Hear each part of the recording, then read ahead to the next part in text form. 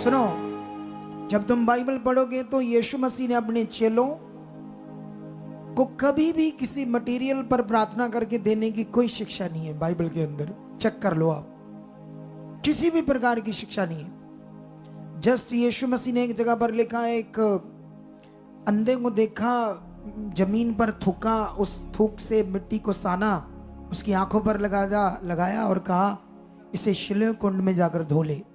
उसने धोया, लिखा आंखें खुल गई। एक और अंधा था, लिखा उसकी आंख पर थूक दिया। ठीक है,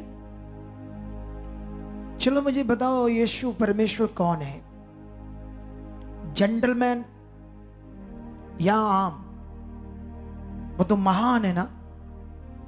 बाइबल में, पूरी बाइबल में यीशु मसीह के काम जो है बस एक ही जगह पर ऐसा है, एक दो जगह। बाकी जगह पर यीशु मसीह ने कैसे काम किया? वर्ड से, वचन से। अब मुझे ये बताओ, अंधा जो है, अंधा, उसकी आंख को ऐसे खोला जैसे लिखा है। अंधे की आंख को खोलना बड़ा काम था कि 4 दिन के मरे हुए मुर्दे को जिंदा करना बड़ा काम था? बताओ दोनों में से। 4 दिन के मुर्दे को कैसे जिंदा किया प्रभु ने? वचन से। जब बाइबल में पूरी तरह से सारे काम वचन से हुए, तो ये मुझे नहीं पता क्या है, क्योंकि इसको कोई भी नहीं मानता। इस चीज को कोई थूक थाक लगाकर कोई काम नहीं करता। यहां तक तुम शायद जानते नहीं, मैं जितना बाइबल को रीड किया, स्टडी किया, मैंने वो वचन आपको बताया ना, जब वो जो अमृतपाल था, सिखों का एक बंदा जो यीशु मसीह के खिलाफ बोलता था, उसने कहा था कि यीशु आप चीखे मार रहा था क्रूस के ऊपर, तुम उसके पीछे जाते हो, ऐसे कहा था ना उसने। उसने पढ़ाया था, उस वचन को कोड किया था जहां लिखा था, हे मेरे परमेश्वर, हे मेरे परमेश्वर, तूने मुझे क्यों छोड़ दिया। क्रिश्चियनिटी के पास इतना वचन है बस। लेकिन जब मैंने उसकी रिसर्च की, सर्च की, या आत्मा में मैं गया, उसका वचन का मतलब ये नहीं था। ट्रांसलेटर ने कितना बड़ा गड़बड़ कर दिया, उसका मीनिंग बदल गया। अरे 10 जगह और मैं पढ़ाऊंगा, वहां पर यीशु मसीह एक जगह पर कहता, तुम अपने चेलों को कहता, तुम सारे मुझे छोड़ दोगे पर मेरा पिता मुझे। अच्छा, जब वो ये बात कहता है तुम सारे मुझे छोड़ दोगे तो मेरा पिता मुझे नहीं छोड़ेगा, या वो ये कहता मैं और मेरा पिता एक है, वो मुझ में है, मैं उसमें हूं। ठीक है, अभी और भी वचन पढ़ लो, 10-12 ऐसे वचन है, उनको इस बात से मैच करो जो यीशु ने कहा, हे मेरे परमेश्वर, हे मेरे परमेश्वर, तूने मुझे कुछ छोड़ दिया। बाकी 8-10 वचनों से वो वचन मैच हो रहा है। इसका मतलब ट्रांसलेटर से कोई गड़बड़ हुई है। अब जवाब नहीं था लोगों के पास, हमारे लोगों के पास। मैंने और भी बाइबल को रीड किया आत्मा के द्वारा, कई जगह पर शब्द आगे पीछे हो गए।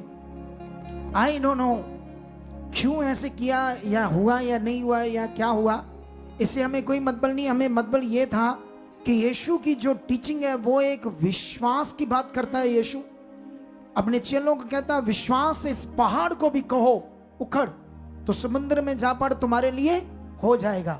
विश्वास से क्या, उसने जो टीचिंग दी कि तुम्हारा विश्वास क्या कर सकता है और पवित्र आत्मा के द्वारा तुम्हारा जीवन तुम क्या कर सकते हो, ये सिखाया।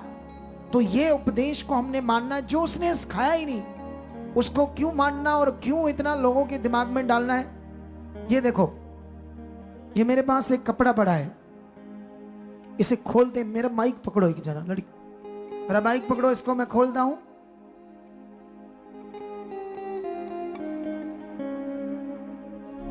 दिखाओ, और जूम बाद में करना, पहले दूर से दिखा, अच्छे से दिखा, इसको अच्छे से देख लो। ये इजराइल का शॉल है, ठीक है। ये लिखा हुआ पढ़ाओ, इनको दूर से जूम करो, पूरा जूम करो, इस हिब्रू में लिखा है। और जूम करो, और जूम करो, और नहीं हो सकता जूम, बस इतना ही है। ये देखो, ये हिब्रू में लिखा है। ये ना एक सिस्टर आई थी इंग्लैंड से, वो आई तो वो गई थी इजराइल में मत्था टेकने, क्या करने, जैसे जाते हैं लोग, तो वो वहां से एक शॉल और भी लेकर आई होगी। वो इंडिया में आई तो उसने मुझे ये गिफ्ट कर दिया। तो मुझे जब गिफ्ट किया तो मैंने देखा, मैं तो देखा नहीं था कभी, मुझे अच्छा लगा। ठीक है, कुछ समय के लिए मैंने अच्छा लगा और मैंने उसको कहा थैंक यू इस गिफ्ट के लिए, और बाद में मैंने जाके घर में रख दिया, क्योंकि मुझे इससे कोई मतलब नहीं था ना। बोलो क्या नहीं था इससे, मुझे क्योंकि ये तो कपड़ा है ना, तो मुझे इससे कोई ज्यादा मतलब नहीं था, क्योंकि मेरा तो कोई इससे धार्मिक जीवन नहीं है, ना मेरा इससे कनेक्शन है कोई, ना मुझको इससे कुछ लेना देना है। तो मैंने क्या किया, इसको अपनी अलमारी में जाकर रख दिया। हाँ ठीक है, इजराइल की वहां से चीज है तो ठीक है, वो क्या कहते हैं जानकारी के लिए, वो यादगिरी के लिए, क्या है, मैंने इसको यादगिरी के लिए अपने घर में रख दिया। अगर मैं इसको प्रार्थना करूं और तुम्हें लगाऊं तो तुम पागलों की तरह इसके पीछे आ जाओगे। मुझे पता है इंसान शरीर में ऐसे करता है, इसलिए मुझे ये तुम्हें इस कपड़े पर कोई प्रार्थना नहीं करनी। तो जब मैंने प्रार्थना ही करनी इस पर, तो मैं डायरेक्ट सीधी तुम्हारे ऊपर कर दूंगा। बोलो क्या प्रार्थना जो मैं तुम्हारे ऊपर करूंगा वो प्रार्थना नहीं है, ये ज्यादा प्रार्थना है जो इस पर मैं करूंगा। आप बताओ, मुझे निर्णय लो आप। अरे जब मैंने वो थर्सडे बताया था प्रार्थना का मतलब, प्रार्थना के 3 विषय।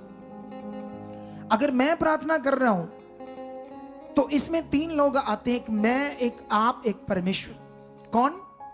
जब मैं प्रार्थना कर रहा हूं तो मैं अपना कनेक्शन किससे कर रहा हूं? उस प्रार्थना के द्वारा, और कनेक्शन करके मैं परमेश्वर को बोल रहा हूं विश्वास से, ऐसा आप करो इनके लिए। और आपका काम क्या है? उन शब्दों को रिसीव करना मन में, और उन शब्दों पर क्या करना? विश्वास। ये प्रार्थना का मतलब है। अगर मेरे मुंह से निकले हुए शब्द तुम्हारे मन में जा रहे हैं, तुम उन पर विश्वास ला रहे हो, तो तुम्हारा काम होगा। ये कानून है, ये कानून है बाइबल के अकॉर्डिंग, ठीक है। अब कोई कर रहा है तो करे, मुझे कोई ऑब्जेक्शन नहीं है उनको, लेकिन उनका वो जाने, उनको परमेश्वर जाने, वो आत्मा से जो कर रहे हैं वो देखे, मुझे उससे कोई मतलब नहीं है। पर मेरी जो भी शिक्षा है, जो मैंने परमेश्वर से सीखा है, उसके हिसाब से इस पर इसको हटा दोगे तो अच्छे रहोगे। इन चीजों को अपनी जिंदगी से दूर रखोगे ना तो अच्छा रहेगा, आप परमेश्वर से जुड़े रहोगे। आपका फेथ, भरोसा किस पर बना रहेगा? शद्रक, मेशक, अबेदनगो के पास ऐसा कोई कपड़ा था, कोई ऑयल था? अनदेखा विश्वास कर रहे थे, जलते हुए भट्टे ने उन्हें जलाया नहीं। अरे बाइबल में इतने बड़े बड़े काम फेथ से हुए, विश्वास, आत्मिक विश्वास। इसी में बढ़ने की जरूरत है लोगों को, इसी में ध्यान देने की लोड़ है। मेरा खुदा पर विश्वास है, जो हम कर रहे हैं एक दिन करोड़ों लोगों को करवा देंगे। और जिस दिन तुम्हें ये करना आ गया ना, सीधा डायरेक्ट प्रैक्टिकल आत्मा के द्वारा, वो पैम्फलेट कल बन जाएंगे, तुम्हारी बड़ी हेल्प होगी उससे। तुम लेकर जाना, उसे पढ़ना और उसको पढ़ पढ़ के प्रैक्टिकल करना अपने जीवन में। पवित्र आत्मा की प्रैक्टिस लिखी मैंने, कैसे करनी आत्मा की प्रैक्टिस, ठीक है। तो अभी आप लोगों ने ध्यान देना है, उसमें मैं आपके साथ रहूंगा, मेरी फोटो है वहां पर, मैंने वो प्रार्थना लिखी, तो मतलब मैं भी आपके साथ ही प्रार्थना कर रहा हूं। आपको हेल्प मिलेगी पवित्र आत्मा से और खुदा के दास से भी, ठीक है। तो अभी आपने ध्यान देना, हमारा काम है मन से विश्वास करना, भरोसा करना। देखो ये मुझे याद है, मुझे कितना लगता मैं है ऐसा बहुत ठीक है, चलेगा, लेकिन इन्हू चोला चाला जा पाके दे, इन्हू फिर पाइए तो फिर बाबे वांगू ना साहब हो जाए कोई है। अरे हमें जरूरत है लोगों को परमेश्वर से जोड़ने की, चीजों से नहीं, मटेरियल से नहीं, वो संसारिक टाइप काम हो जाएगा। यीशु मसीह ने जो टीचिंग दी है ना, वो ये थी कि तुम्हारा सहायक कौन होगा?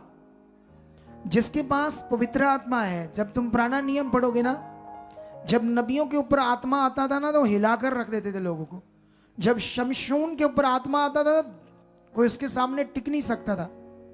पुराने नियम में तो आता जाता था आत्मा, नए नियम में तो परमानेंट आपके लिए। बोलो, आने जाने वाला आत्मा नहीं है, सिर्फ ये है कि उसकी प्रैक्टिस, प्रैक्टिकल करना पड़ेगा आपको। कोई भी दुनिया में काम है, आप कंप्यूटर चलाओगे तो उसको चलाते चलाते आपको समझ आएगी, प्रैक्टिस से, प्रैक्टिकल से। आप गाड़ी चलाओगे तो एकदम से नहीं आएगी, 2-3 साल बाद अच्छी चलानी आएगी, फिर और अच्छी आएगी, प्रैक्टिस करते करते। पवित्र आत्मा बस मांगते रहो, बोलते रहो, हाँ जी है आ, गाने गाते रहो, प्रैक्टिकल ना करो, फेथ ना करो उसके बारे में जो लिखा गया है, जो करने की चीज है, तो फिर आप 10 साल बाद भी वैसे खाली के खाली रहोगे जैसे वो बहन खाली रही इतने साल, क्योंकि आत्मा का प्रैक्टिकल नहीं था, चीजों के साथ प्रैक्टिकल था। मेरा विरोध नहीं है, बस मैं तो आपको ठीक कर रहा हूं, क्योंकि वैसे भी मुझे पता है कि जो परमेश्वर मुझे लोग देगा वो आएंगे। जो पहले से हमारा विरोध विराध तो होता रहता है इन चीजों से, होने दो, डोंट वरी, किसी की परवाह नहीं, हमने जो खुदा ने कहा हम वो करेंगे। हालेलुया। तुम्हें बड़ी जिंदगी चाहिए ना, जबरदस्त, तुम भी हिला दोगे लोगों को। रेडी हो जो आज से आने वाले संडे में, आज तो भी गोइयां बनेगी अभी राइट नाउ, आज की शिक्षा के बाद